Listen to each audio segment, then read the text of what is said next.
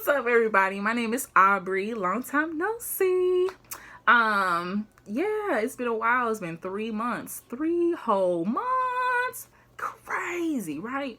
Yeah, it's been a whirlwind because of quarantine life, and then graduation came along. Well, virtual graduation, and let's see, just a lot of transitions and unknowns and uncertainties and all the things because yeah, it's quarantine life. It's been what, 55,000 days. Kind of exaggerating, but it's been a long time since we've been out of quarantine, since we've transitioned into quarantine. And so like it's been crazy, but I do want to talk about quarantine life and post graduation and also virtual graduation. So yeah, when I was a month ago, actually no, not a month ago, wow, this month on May 2nd, I, along with my fellow cohorts, my fellow peers, graduated from APU with our masters in social work, and we had our virtual graduation, and it was so cool. Like, the professors did an awesome job with that.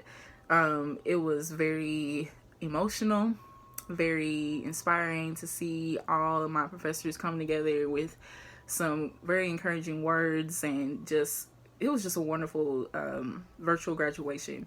I really enjoyed it. Like, from the time it started to the end, it was about an hour and a half, I want to say. It was just so beautiful. They had music playing. They had, each professor had encouraging words to say to each of us. And they were like, you know what, we will definitely remember you all because you all fought through in, well, a great time, a crazy time during this quarantine, during this coronavirus. And we had a transition online, because we were, in person for a long time, obviously, until they were like, no, everything has to shut down. And even the students on APU campus, they had to leave really fast. And it was like, wow, that was quick, So really couldn't take, no one could really digest what was going on, because it was just kind of a snap, hurry up, get your stuff out of here and move. And fortunately, I was thankful that I'm not on campus, but I've been thinking about my friends that have that lived on campus for these whole 4 years or plus some, and all of a sudden they had to leave because of this whole thing. And some students actually had to stay on campus because they didn't really have nowhere else to go. Like, some students are from out of state, some students out of the country, and so they don't have a place to stay. And I'm from out of state, but I'm just thankful that I was able to find a place to over almost 2 years ago, and before I went to my grad program, and I was able to stay and be here and stuff. So, but I was thinking about them the whole time. I was like, ooh, that would be, it's extra stress that you don't really need. But yeah, so anyway, our virtual graduation was very great. It was awesome.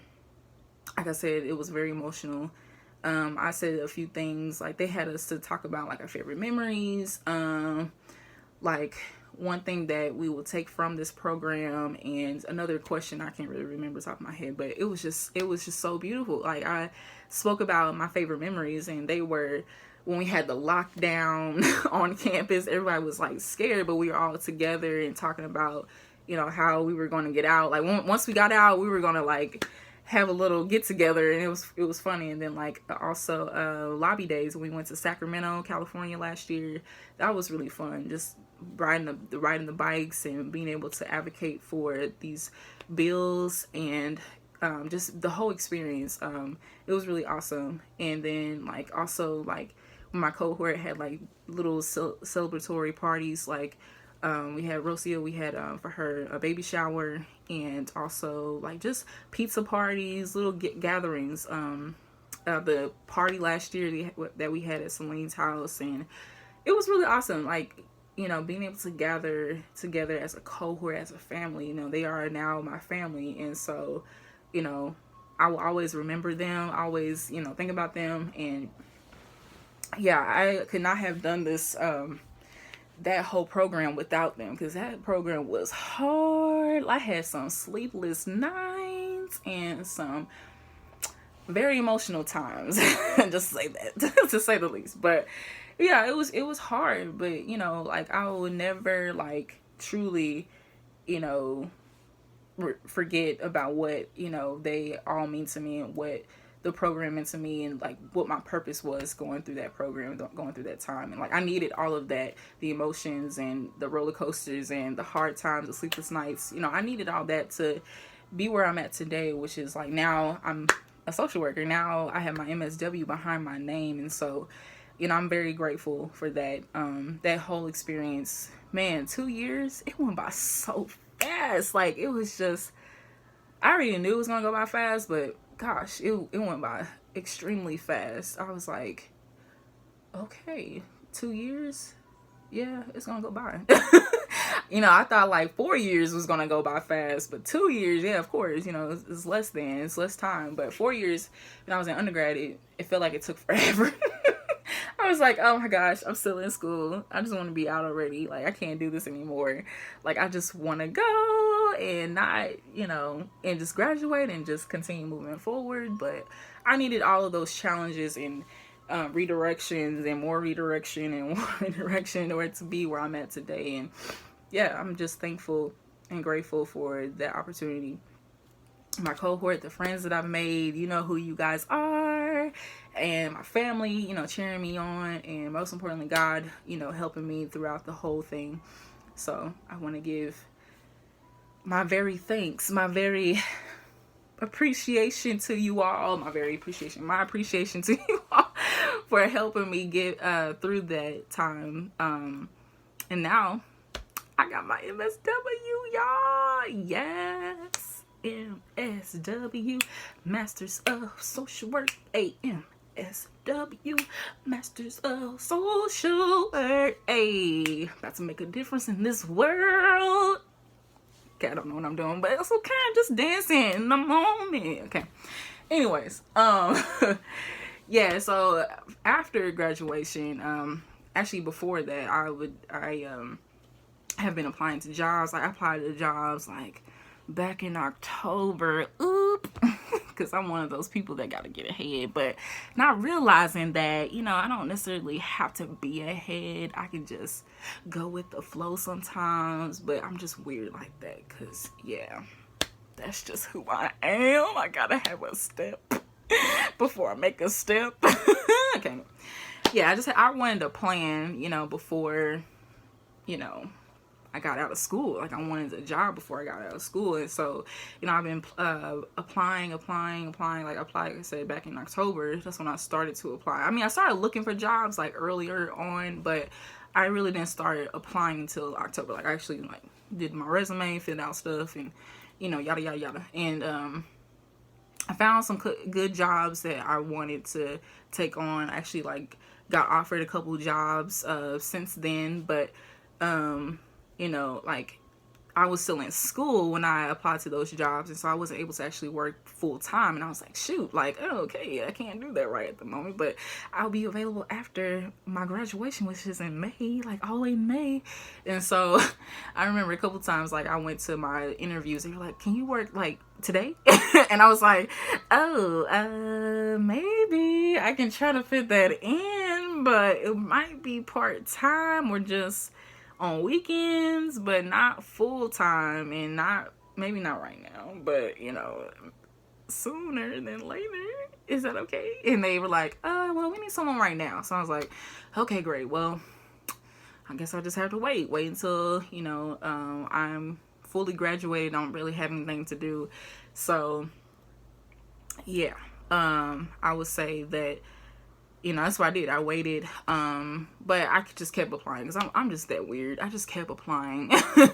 And then quarantine, or the coronavirus hit, and that was back in it started going around back in November, December, but we as in America did not realize it until a little later, like March, and we were like, oh snap, there is a virus going around, and now we have to lock down everything. Everybody has to stay home, sheltered, don't come out, don't breathe, wear your masks, wear your gloves, like all that stuff.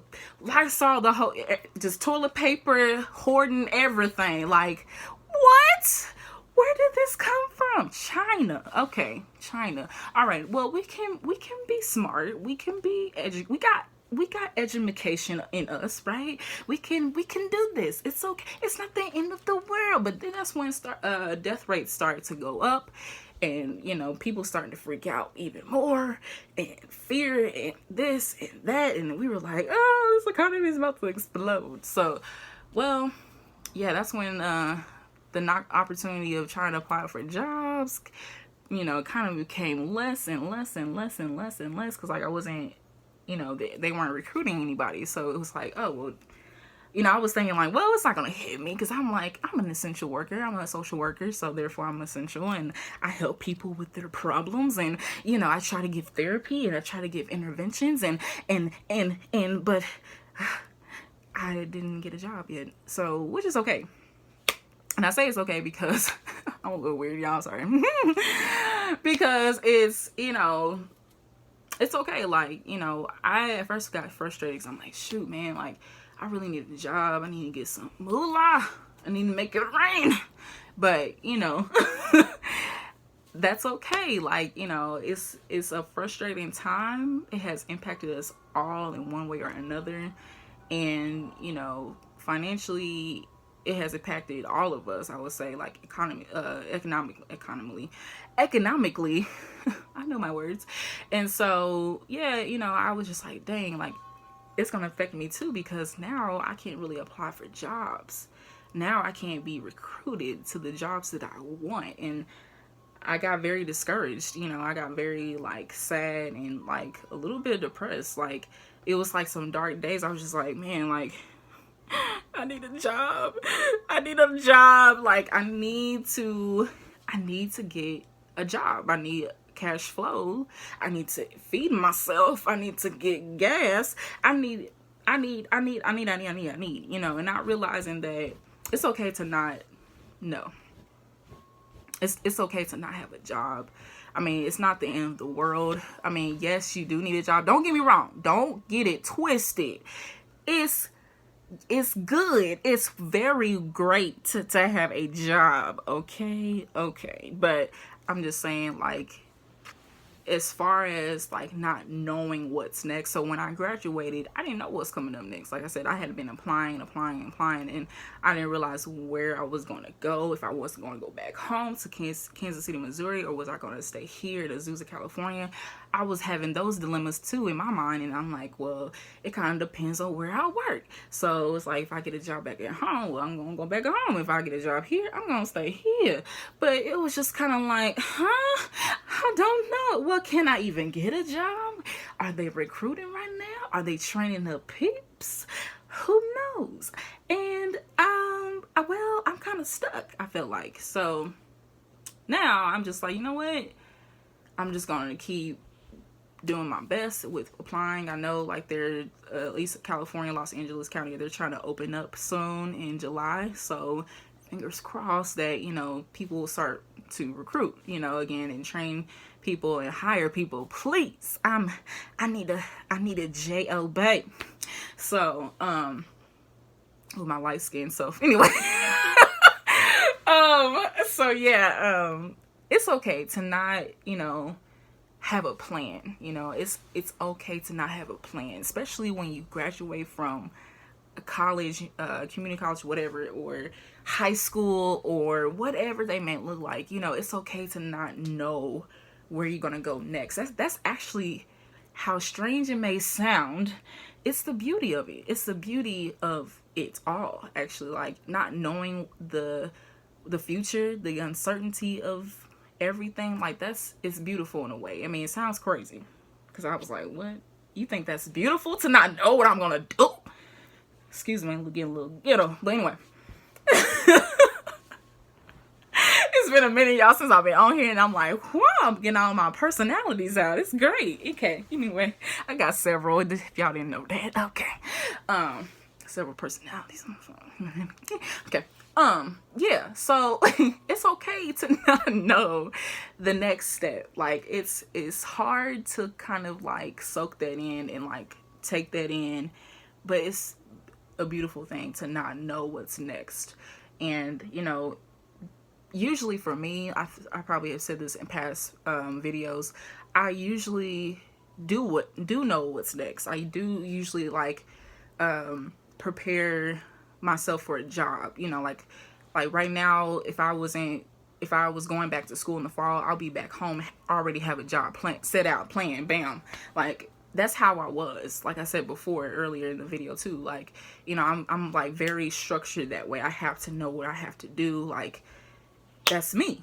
That's me. Like, you know, and so like I don't know, a couple years ago when I got into a car crash, 2018, I was like, oh wow, I'm definitely out of a job, I'm definitely out of a car. Like I didn't have anything. And so like I was very, and I had just graduated undergrad too, and I was just like, well shoot, is this how I'm gonna like end up? Like without a job, without a car? Like I was just very like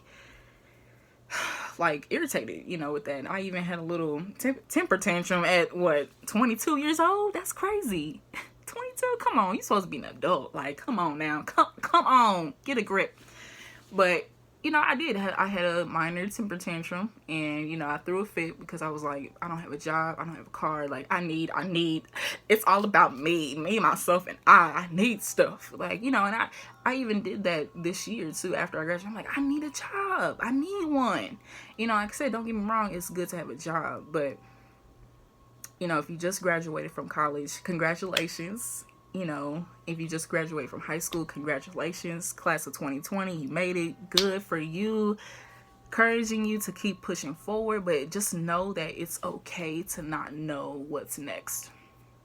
It's okay to not know what's next. Like coming from me, the person that always has a plan for herself, literally always has a job set up for herself every summer. It's okay to not know what's next. It's okay to not have a job lined up. It's okay, because you know what? God knows. God has everything in his hands. Like literally, like that sounds, you know, people say, oh, that sounds so cliche, and yeah, I know God knows, and you know, if you're not a believer, you're like, oh, I ain't got time for that. But really, God does. He knows everything about you. Like he does. Like he knows everything about you. Like he has plans for you. Jeremiah 29:11. Like that was for back then in scripture, or back then for the people in scripture, but it's also for us. It also applies to us today. Like Jesus didn't just die for those people back then. He died for everybody. People today, people tomorrow, people forever. Like he died for everybody.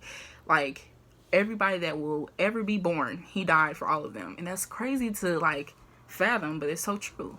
And so therefore, if he died for us, like he knows our future. You know, he has our future in his hands, and so he knows what we need. You know, I'm not trying to be all preach on you, but you know, I'm just saying, like, it's very true. Like just know that if you are uncertain about the next step, it's okay, because I don't know right now. Like I'm just kind of like, all right, Lord, wherever you want to take me, I will follow.